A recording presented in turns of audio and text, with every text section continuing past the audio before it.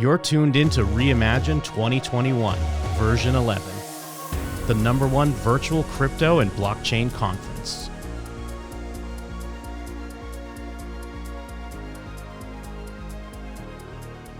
Our guest speakers take on the question of fractionalized ownership and why that can be so attractive for certain organizations.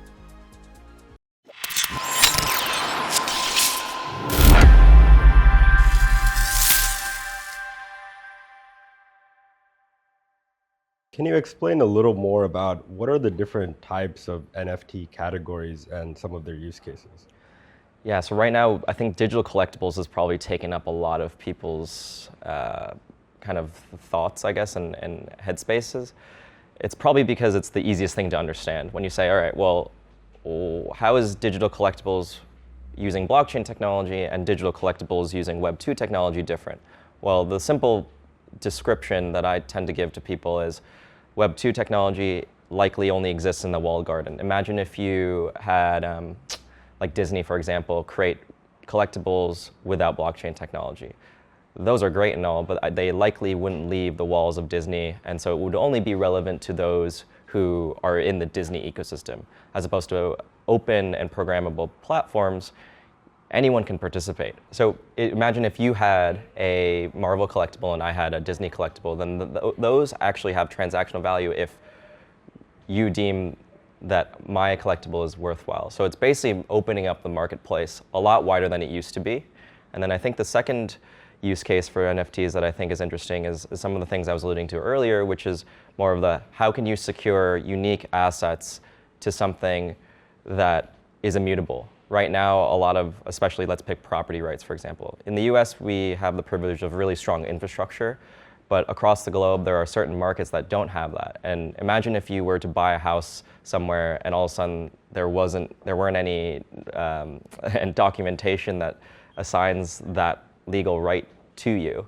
That would be an absolute mess and is actually horrifying as a future outcome, because if you save up for your most of your, I guess, life to buy physical real estate to actually stabilize your assets, and all of a sudden it's gone, then it's actually not actually a stable asset class. Where do you see the value between generative art NFTs and art created by humans? Generative art has this random component which you couldn't have with humans. I mean, it's for generative art, why it's some kind of people loves that, because you buy and you don't really know what you will have, so it's kind of a blind purchase. So you're just purchasing some initially from like initial distribution. You're just buying something and then you're seeing the image. It's like some mystery behind, and then when you're buying from human, you know what you're buying, so this is the difference. And yep, that's why this kind of different. And also generative art can like generate lots of images, like thousands, but for humans it's like several of them. It's just different and different value. So for human, it's both like at the end, it's aesthetical value. So if you manage to get some pretty unique and beautiful like generative art NFT, so it will cost like a lot. And then for humans, I guess it's more about in terms of like price and the value growing as just a creator develop himself and being like more popular. So it's a different path. What are some interesting use cases that you've seen of companies experimenting with NFT creations? Yeah, for sure. I mean, it's like what people say, like you come for the art and stay for the utility. I think personally, I think that there's still a lot that should be explored that hasn't been done yet, with brands exploring the NFT space and the metaverse. I haven't seen anything so innovative that I'm like, this is it, this is the future. yet, but I've heard of interesting things happening with different clothing brands. I think fashion is going to be the next frontier in terms of, Dolce & Gabbana just recently did an amazing NFT series that also comes with the physical goods. And it's so crazy that, the clothes that they sell are now something that comes with their NFTs rather than what is being sold themselves. So I think that a lot of brands, and fashion brands in particular, are thinking about things very creatively, but I haven't seen anything that's completely mind-blowing just yet. For you personally, when you're evaluating the value of these NFTs, where do you think the value actually derives from? Yeah, I mean, obviously there is a ton of hype in the space right now with NFTs, and it feels very similar to how when decentralized finance came around and the issuance of coupons for participating in those ecosystems, and they'd continue to pop up clones of each other. So I think the value of it today, there's a ton of hype, and it is truly overvalued. But it's the beginning stages of that where we're seeing what looks like a toy. In any emerging technology, there are toys that pop up that look like they're not something that is fully built out yet, but it gives people the inspiration and the idea that, hey, there's something here. This is what the future is going to look like. And I think people really want to get in early on that. And there's no doubt that some of these early NFTs that are there for art are going to be considered legacy classic NFTs, the way that physical baseball cards or hockey cards or collectibles like that are today. But it does feel a little overhyped today.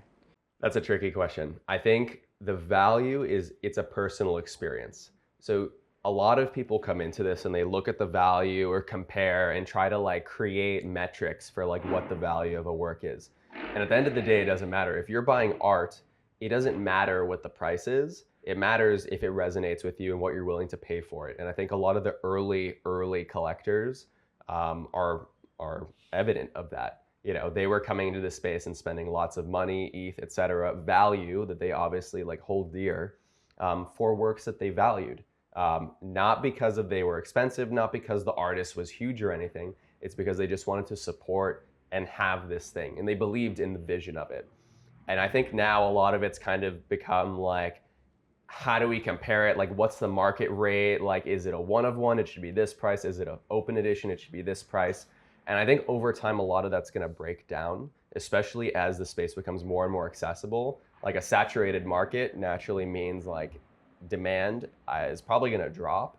And I think we're going to not necessarily see a saturation with not great art and just a lot of junk NFTs, but we're also going to see a saturation with amazing art from people around the world who may not have normal accessibility to a lot of these tools.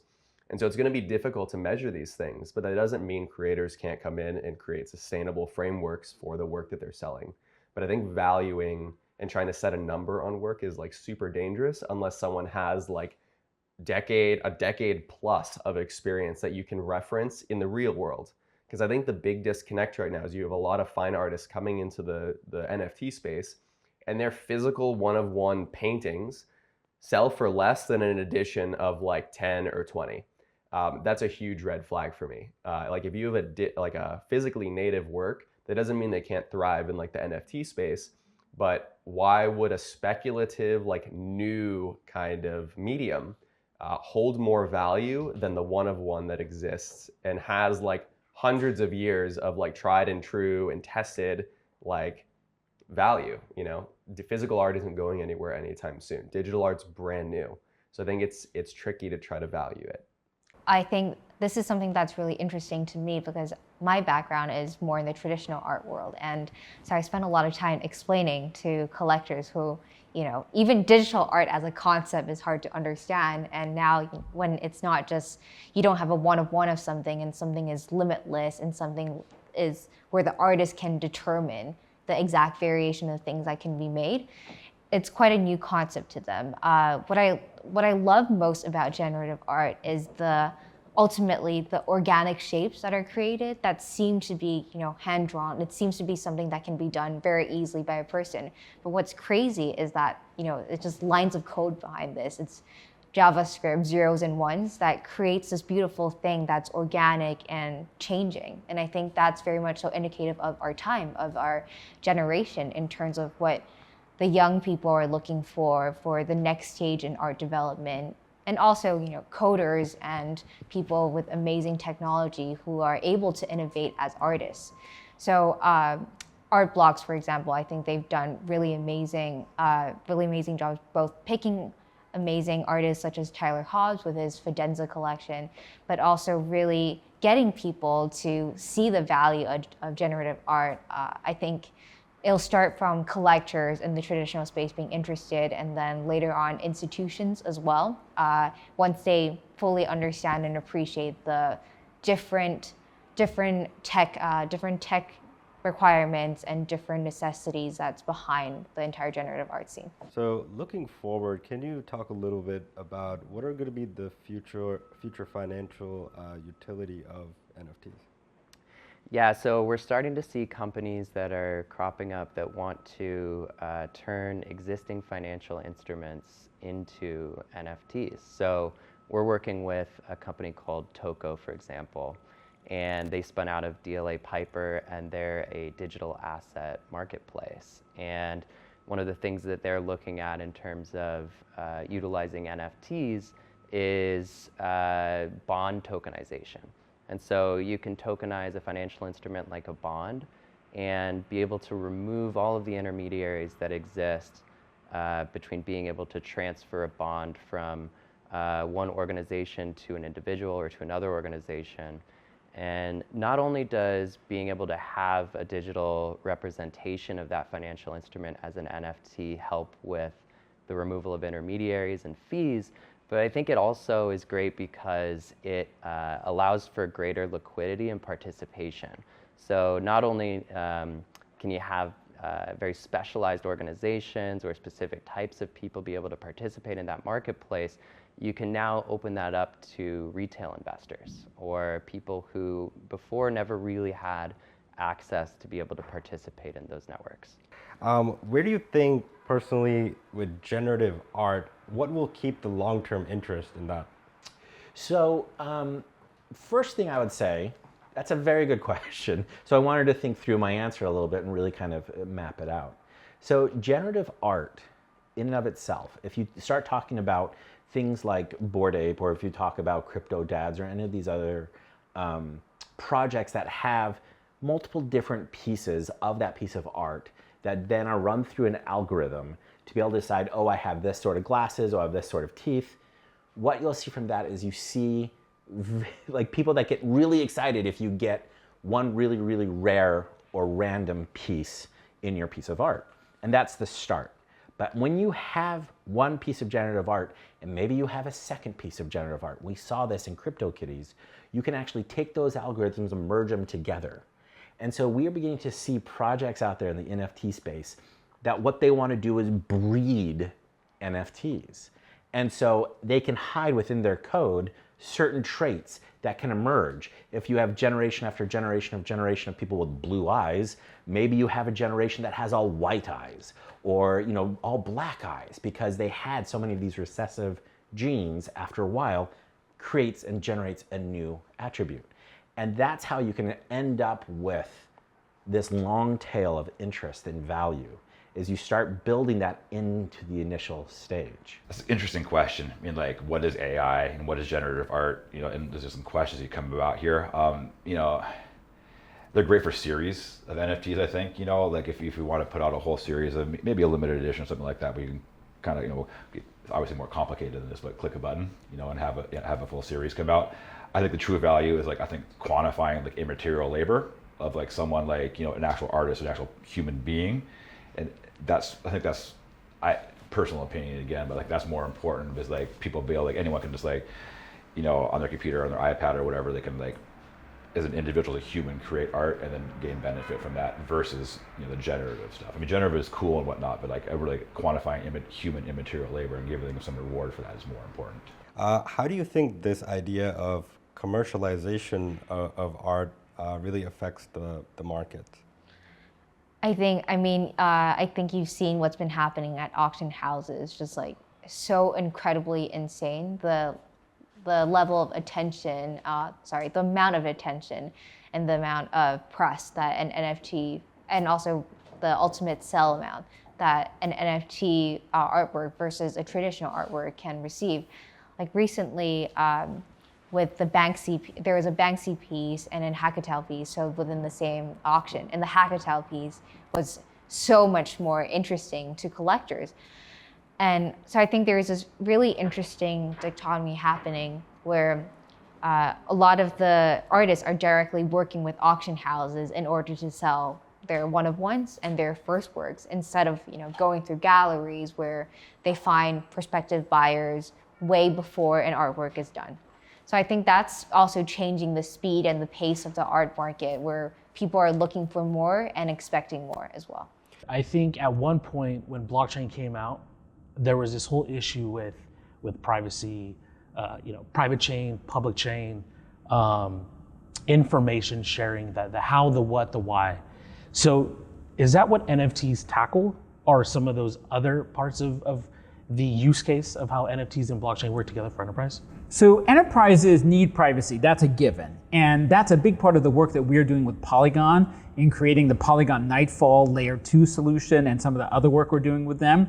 We want privacy with scalability on the public blockchains.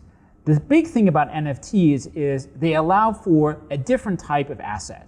So a lot of people think about ERC20 tokens as fungible tokens, but most industrial products are non-fungible. When you take a pharmaceutical, when you consume a drug, it's part of a batch, right? It's unique. So there should be an NFT for that, not an ERC20, right? A car is really an NFT because every single car is unique. It's especially unique the minute you start driving it.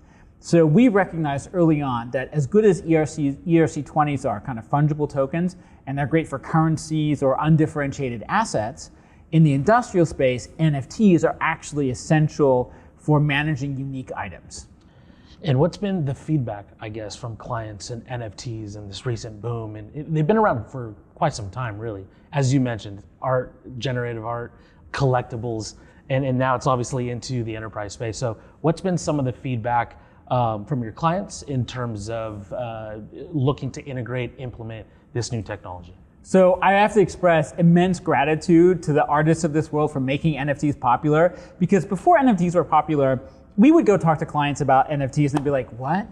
What tokens, non-fungible, fungible? Now, all of a sudden, they get it, right? They're like, so wait, we can use NFTs for this? I'm like, yes, and they love it. And it's really funny, we've been doing proof of attendance protocol NFTs at a lot of our events, and people love these. They love collecting the NFTs. It makes it interactive, it makes it engaging, it makes it visceral for our client executives. It's incredible for me personally. I was in Italy this summer for work, and you would go around and every supermarket you would see Peroni beer bottles with our little QR code on them. I mean, it makes it real and visceral in a way that a lot of the talk about other types of tokens and ERC20s is very abstract. I think it depends if you're a project or a user, right? Like NFTs to me is the foundation for the digital creator economy, right? In the sense that for the first time, if I'm a digital content creator or something, I make sick memes or I make the best 3D CAD files of IKEA parts, something very abstract, right? Before, my audience was these open source forums where I showcase my creations, and specifically because I cannot establish ownership of my creation, right? A very good example that I'm really into is the 3D printer community. 3D printers are powered by like these CAD and Rhino files that people create on their computers, right? The printer itself is just the mechanism by which you turn this 3D file into something real, whether it's plastic or gold or et cetera, right? But the issue with the 3D printer community is that they have no way of selling their files and making sure they're only used once, right? This is kind of the holy grail, all the way back from the times where we used to torrent like Adobe Photoshop, registration codes and things like this, right? Even the licensing part of my digital content, who is able to use it, we're talking about this holy grail use case where if we can use blockchain and NFTs to designate digital ownership and control who can use this NFT to redeem it. You know, say I have created a jewelry NFT that's actually a 3D file. And by purchasing this NFT, I have the right to print this once and only once, right? This is a way for the creator to sell their creations at zero marginal cost, borderlessly, to anyone with the security of knowing that their file isn't just going to be uploaded onto LimeWire or BitTorrent and spread across the entire world the next day, right? So just like cryptocurrencies are being used as big tools for GameFi, NFTs are now a tool for project builders to represent non-fungible assets, right? Point blank period, regardless of whether that end state is just creating a marketplace where you can showcase your creations, or this represents an in-game asset that has some business logic tied to it, or I use NFT to represent intellectual property, and I can use that to authorize people to use my patents more often, right? So really thinking about NFTs as a tool rather than today's current state of NFTs being the end game, there's just so many possibilities to be had. And you touched on it a little bit, we chatted about this earlier in terms of it being like digitally native for NFTs only, but you talked about 3D printing. And so how do you see that? And we talked about real estate, like tokenizing real estate. Like, do NFTs apply to outside of the, you know, the gaming, the collectibles, the art? Yeah. Do you see it more in the physical world? I think so. You know, this is also where another big pillar of blockchain comes into play, and that's oracles, right? Blockchains are stupid until you make them smart. And this comes across with, you know, the DeFi renaissance we saw in 2020, right? To me, that was catalyzed not by the fact that, you know, Curve or Yearn existed, but by the fact that Chainlink finally provided a single version of the truth to the blockchain about what the price of these crypto assets actually is. A single version of the truth that all of these people that are building lending, borrowing, collateralization on top of now understand can be trusted, right? And that's where this, you know, $200, $300 billion worth of TVL has flowed into DeFi from, right? If we want to take the next step for NFTs, we also need more real world information, right? If you want to represent the price of a piece of real estate as an NFT, there's no digital way to understand how that property value changes, right? You have to have some type of validator group or oracle tell you some updates about this plot of land that the NFT actually represents, right? So if you think about that perspective, NFTs again are just the vehicle of which to denominate something in the digital world.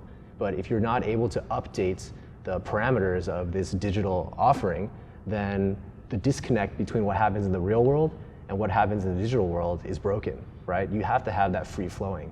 And for things like, you know, crypto prices, it's a digital to digital match. But if we're talking about a physical to digital match, then we need devices and machines that are trustworthy, or we need validator groups that are trustworthy to teach the blockchain about certain things about the real world, right? But once we have that, then you can start to think about NFTs as evolving over time as the world around it evolves as well, right? You can have an NFT that changes with the seasons. Daniel Arsham is a very popular artist that did exactly this already, right? It's like a kind of a decaying NFT that changes based on the seasons. And that's pulling weather data or other data to inform this NFT how it's going to change in the future, right? So with more information, with more primitives being added to NFTs, right? Whether AI or, you know, IoT, there's a lot of different capabilities for how NFTs can be valued and also minted, right? Talked about Bitcoin as maybe a store of value. Do you think NFTs or like CryptoPunks or Bored Apes, these other collectibles, do you think it's kind of a store of value as well? I think so. You know, CryptoPunks is a little tricky because they are like the permanent collection, right? You don't see any derivatives of CryptoPunks. I mean, you see a lot of derivatives, but they're copycats, right? But with Bored Apes, you know, I see a huge future for Bored Ape Yacht Club because to me, they're like the new Supreme, right? They've built a brand and people want to wear this brand, they want to own this brand, and being part of the club is a scarce resource, right? I still remember back in the day, like, you know, NFTs remind me a lot about streetwear and like hypebeast culture, right? I grew up in LA, we used to line up outside of, you know, Supreme and Undefeated on Fairfax days before in order to be part of this club that got to wear or own this pair of shoes, right? And now we're seeing it in digital form. The beauty of it is you don't have to wait outside for 24 hours for a sneaker to drop. You can, get lucky and try to mint this thing, right? But I think a really interesting next evolution of NFTs is going to be when we can get rid of this mint process entirely. That's just, bot ridden, right? Same thing as Supreme drops, right? Bots are buying all of them up, and so how do we fix that, right? How do we make sure people qualify to get these NFTs? And this is really where IoT devices and more physical real world infrastructure can help blockchain, right? Specifically, IoTeX is a device, it's called Pebble Tracker. And this device basically streams GPS data and other types of tracking data directly to the blockchain. You think about it kind of like a if this then that. You can start to program things to say, if this verifiably trustworthy tracker tells me that this person is in a specific place at a specific time, maybe they attended a concert or a meetup or bought something at your pop-up shop. Now you can use that proof of presence to mint an NFT. Or, you want to give NFTs to everyone that's ran 5 miles, or give an NFT to anyone that has done anything in the real world, right? This concept of proof of anything is very, very interesting. Just like we mentioned before, blockchains need to be educated, right? They're dumb until you make them smart.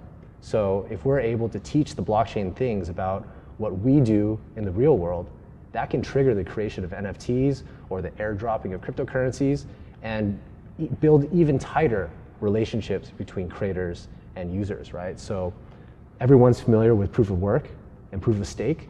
These are literally things you are proving to the blockchain.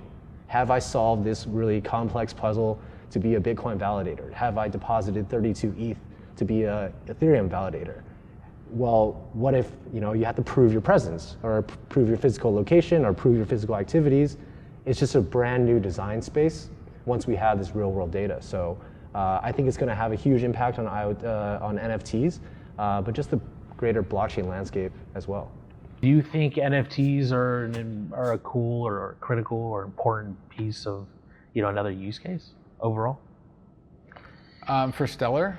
Just in general, do you, NFTs have a role you think moving forward? I think they could, yeah. I think there's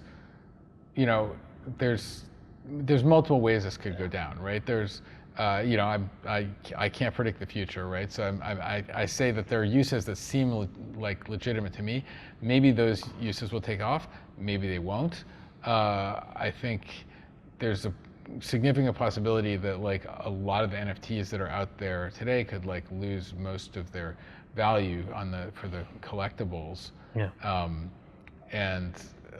Or I guess they could maintain their value or even appreciate. Who knows, right?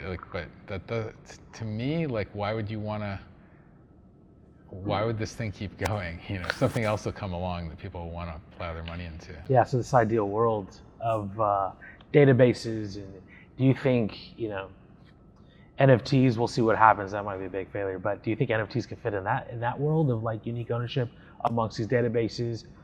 Because when I think of NFTs at first, it was art and music, and then not really from the example that you provided, which was sounded like a unique identifier being applied, and now it's in the digital space, and now we can transfer that. You think NFTs maybe fit in this ideal world? Yeah, you could sell tickets, right? Where if you have a seat at a particular theater performance or something, that could be an NFT.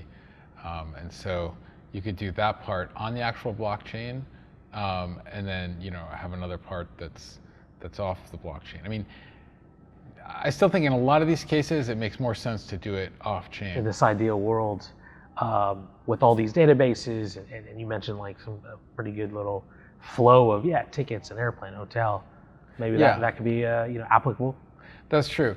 The good thing about that is that then you'd have a transparent market. So if I've bought a theater ticket and I can't go, I can sell it to somebody else. I just don't know if I don't know if the theaters will like that.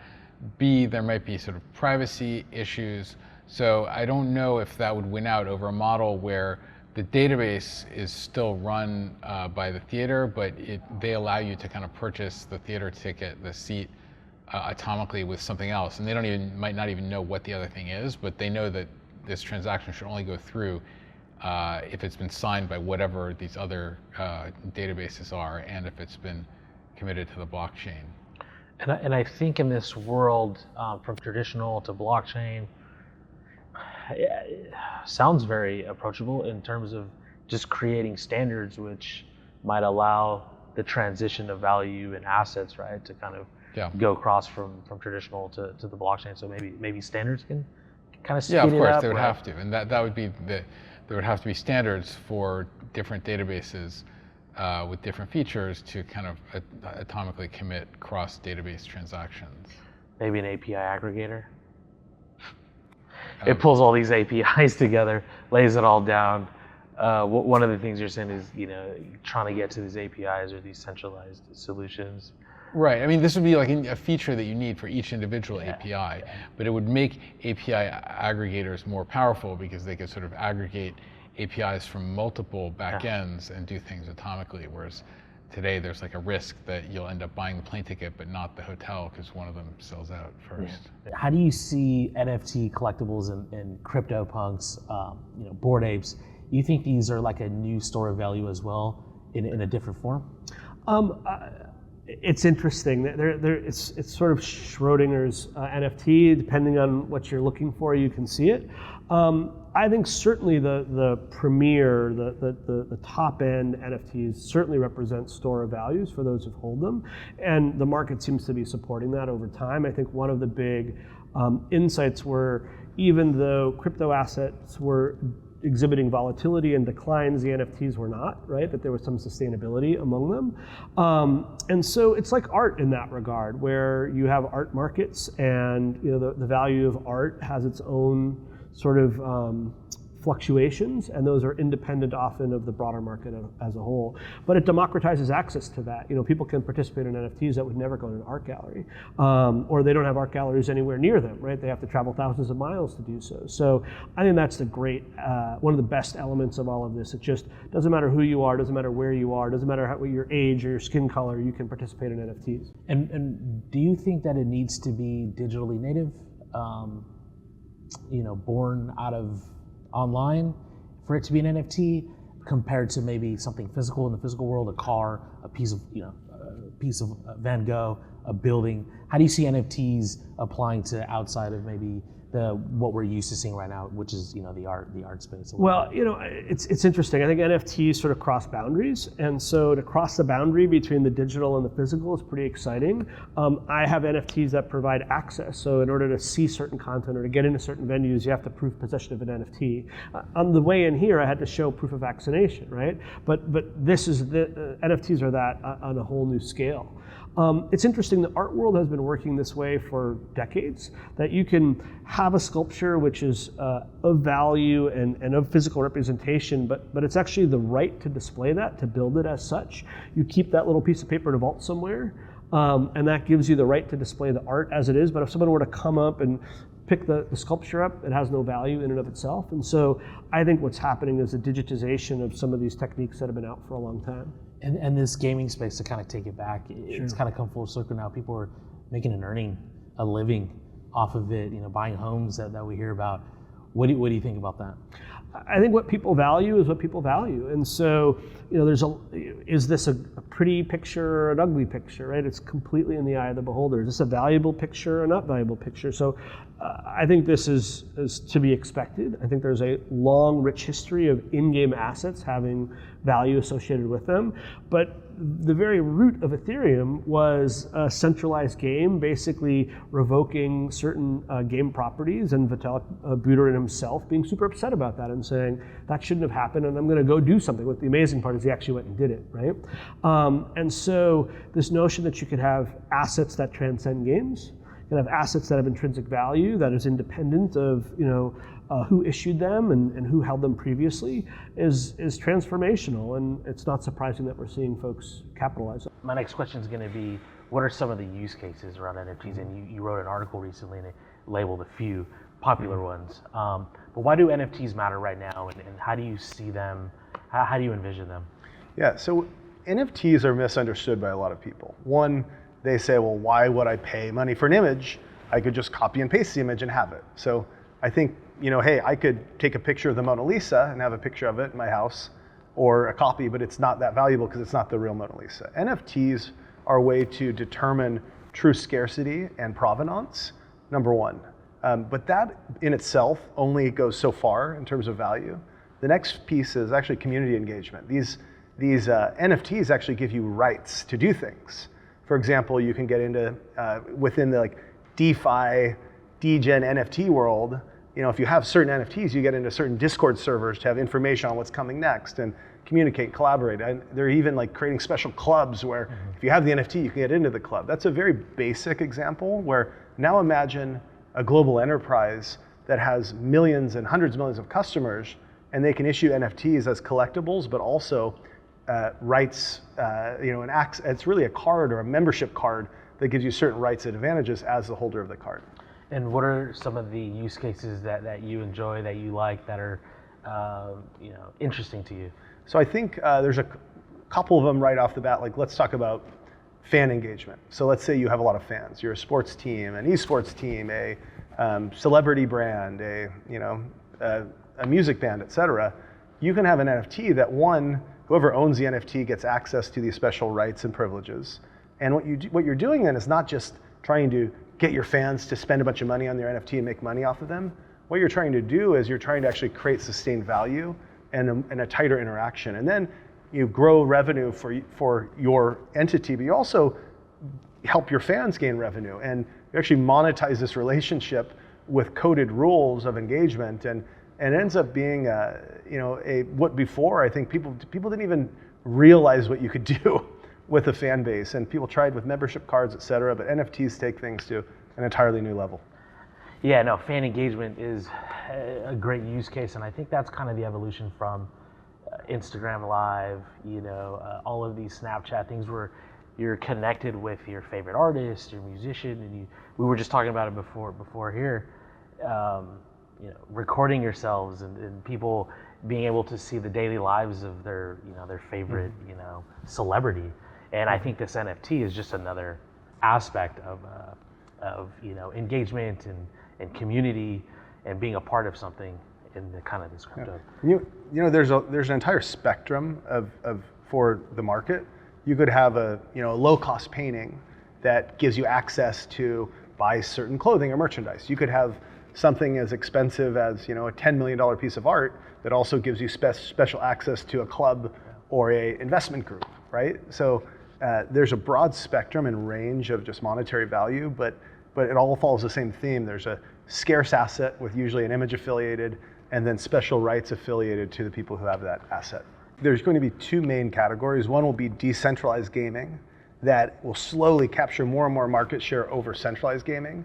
Centralized gaming today is where hundreds and hundreds of millions of people are playing simultaneously around the world every single second. Now that's a huge market, and where they're going to capture value from NFTs will be from growing their total addressable market of people who want to buy their digital goods. Mm-hmm. They make billions of dollars a year literally selling pieces of their game architecture, like swords and skins and different game elements. All of a sudden, the amount of buyers that would buy that product grows 100x because people will speculate on buying them, and people literally want to buy them because they have utility. They want to play in the game with these NFTs and get better experiences playing. And so we're going to see huge growth in gaming for NFTs. And talking about speculation, buying and selling, sounds cool, sounds great. You still need the infrastructure, and I think there's an Ruby exchange. I think they're developing on scale, right? Yep. Providing, my question was going to be around DeFi, but really I'll keep it around maybe this exchange and scale, allowing these assets to be moved around. I think for our audience here that's tuning in, there's a wide range of NFT uses on the gaming side, but how do you buy and sell? And I think you guys have provided a solution, and now this Ruby exchange is now providing like an AMM and allowing people to transfer assets. Is that right? Yeah, and Ruby is doing something really interesting where there's an AMM that also has an NFT component. And so even within a decentralized finance infrastructure, a set of smart contracts that are an automated market maker where people are trading, guess what? The people who have certain NFTs actually get greater returns in liquidity pools and special advantages within this DeFi landscape. And so it actually lets people have elevated roles and privileges even within a marketplace environment. That's great. So thank you for elaborating on that, because I think that's interesting. That's where these things are going, and I think that's the first type of NFT, or outside of a DeFi kind of copycat and forking. Like it's kind of a new way to reward its community. And most NFT use cases have some sort of centralized comparison proxy, and in this case, it's people who spend more money, trade more, buy certain rights and privileges, actually get prioritized trading advantages and lower fees in centralized marketplaces. And in decentralized marketplaces, you don't have centralized middlemen controlling different parameters of who gets what. And so NFTs are also a great use case in a decentralized marketplace environment to take some things that we see working in the real world and apply them to a decentralized environment.